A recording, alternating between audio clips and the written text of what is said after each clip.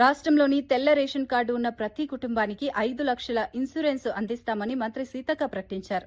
హనుమకొండ జిల్లా తిరుమలగిరి గ్రామంలో జల్ దినోత్సవ కార్యక్రమంలో ఈ విషయాన్ని వెల్లడించారు. ఇందిరమ్మ బీమా పథకం ద్వారా పేద కుటుంబాలకు ఆర్థిక భద్రత కల్పించడమే లక్ష్యమని చెప్పారు.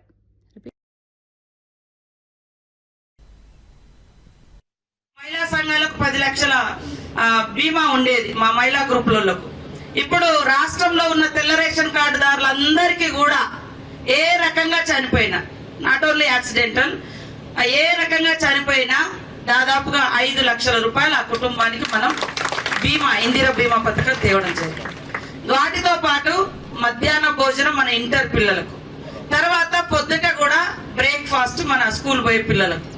దాంట్లో మేము అంగన్వాడీలకు ఫస్ట్ స్టార్ట్ చేసిన మన ములుగు జిల్లాలో పైలట్ ప్రాజెక్ట్ కింద పాలు ఇప్పుడు రాష్ట్రం అంతా పెట్టబోతున్నాం అంగన్వాడీ పిల్లలకు. మొన్న బడ్జెట్ లో స్కూల్ పిల్లలకు కూడా పాలు ఇచ్చే కార్యక్రమం పెట్టారు.